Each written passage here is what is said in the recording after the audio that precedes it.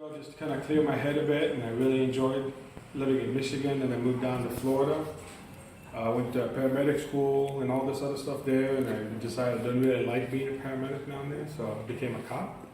I was deputy sheriff in Pinellas County, Florida. I was part of a street crime unit. Today it's called community policing. We go into really bad neighborhoods and kind of clean them out. And the way it really got to me with being a police officer or sheriff deputy was making a difference. And when we used to go in these bad neighborhoods, you wouldn't see anybody outside, you wouldn't see any kids playing outside, just like you see in the movies, burnt cars and stuff like that. And once we started being a proactive community policing unit in there, within 6 months you couldn't drive a cruiser down the street because all the kids are out playing in the afternoon and having fun. So that was for me making a difference in the community. That was for me being a cop. I really enjoyed it. In 2001, we got a call. Some kid was standing beside the road across the street from middle school shooting cars, shot 8 cars. Started chasing one of our friends, shattered my whole leg. I was told I'd never be able to walk again. I went back to Israel for physical therapy there after a few surgeries.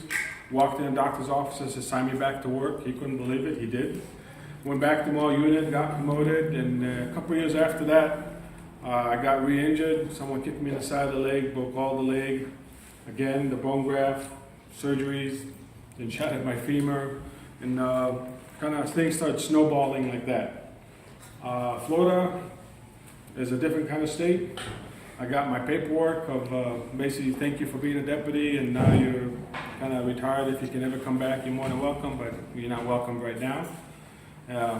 My wife, we had 3 kids at the time, and she had a business, an acupuncture physician.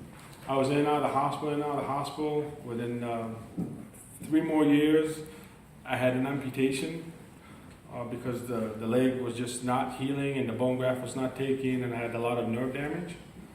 After the first amputation, just before that, we had a young baby girl here, Michal, who's 8 years old now. I had another amputation 6 months later, and I'm lucky that my wife was beside me at the hospital all these times and all these surgeries. Just to keep stuff in perspective, 6 months ago I had my 40th surgery, so I had quite a few. I have a couple free ones on the card that I keep at home. But my wife was with me, and by 2011, we filed bankruptcy and gave our house back to the bank because she was our sole provider and she was with me in the hospital. And we decided, okay, 2 big ones graduated high school. Let's pack whatever we have left and move out west. And we started heading to South Oregon. And on the way to South Oregon, we had friends that lived in Aspen, and they said, hey, why don't you come visit us? It's July, it's not July 4th in Aspen is amazing. Anyway, you're heading across I-70, come stay with us a few nights. And we did. And I couldn't believe it. It was amazing. And I called my mom. I said, hey, we're in this amazing place in Colorado. She says, your grandma was born in Leadville in 1905. I said, no, I didn't. My grandma, I remember her living all her life in Santa Fe, New Mexico. And what really got me is July 2nd, my wife and I went to City Market. And we're going to buy some groceries for the trailer, groceries for, for where we're staying at, trying to help because we were with the kids and everybody. And I was in the bathroom in City Market here in Algebra in my wheelchair, and someone comes up to me and says, hey, do you mind if I ask what happened? So I was a cop in Florida, and I lost my leg in the line of duty, and the person reached out, he shook my hand and said, I want to say thank you. And I couldn't believe it. It hit me right here, and I was amazed by it. And I came out and told my wife, and my wife says, wow, it's the first time that something like that ever happened to us. In Florida, a lot of times I go into places, so what happened to your leg? I'm like, nothing. She says, oh, I knew you're faking it. It could have been held down together with screws and everything. And then we had our cart, and we were going to go check out, and we come to pay, and the cashier said, someone paid for you, and you want to say thank you again for your service. And we just broke out crying. I told my wife, this is where I want to live, this is where I want to stay. And my wife's a private person that doesn't know the word no. So we started looking around, and July 8th, we signed a lease in a small place in Woody Creek. We were really lucky. We kind of moved the rest of our stuff down there, and I was in heaven. I was in so much pain I could barely see most of the time, but I was in heaven. I felt good because this community, this valley, the people that live here really hit home. And that was in 2012. After a couple of years living here, we just couldn't afford living here anymore because everybody knows the cost of living here and finding rentals, and especially ADA rentals. Place that you can go into a shower easily. Place that you can go up and down the stairs, go around with a wheelchair. Most of the homes, the wheelchair doesn't fit through the doors. And we're about to leave, and thanks to, again, this amazing community, and thanks to a counselor in CMC in Carbondale, Greg Farnham, he told me about, hey, why don't you put an application for Habitat for Humanity? I'm like, Habitat for Humanity? No, I used to work security for them as a deputy in Florida after the hurricanes. What do I know about Habitat? And they said, no, you really should.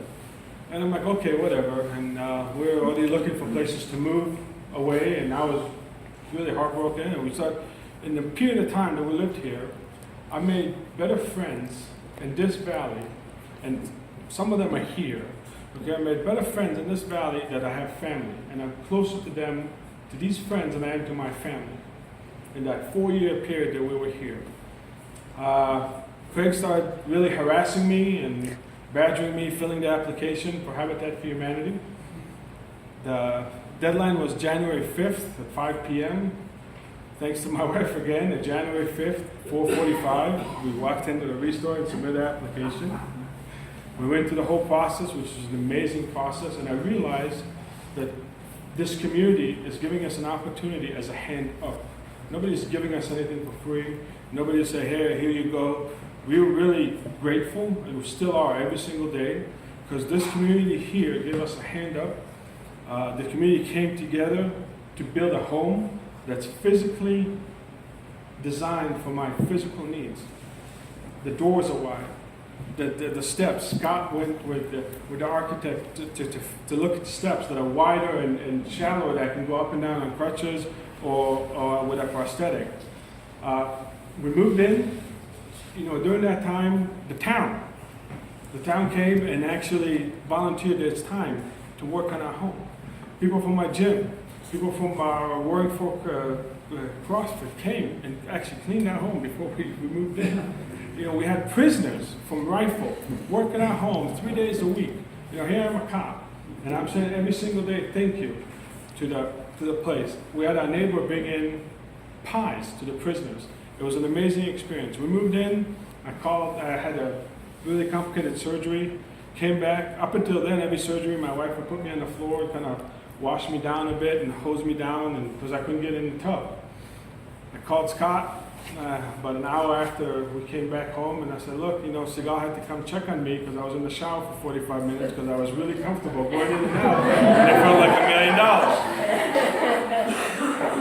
What I'd like to say is there's not enough thank you that we can say that every day we live here.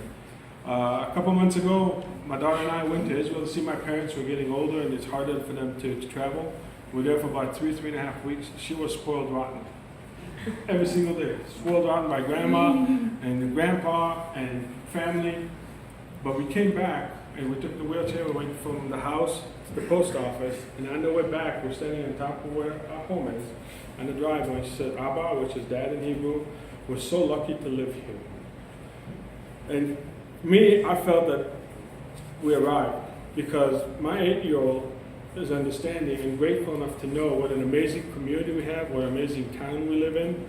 And there's not enough thank you that we can say to our friends that are here, and that are closer to me than family, and everybody that's here. Thank you very much.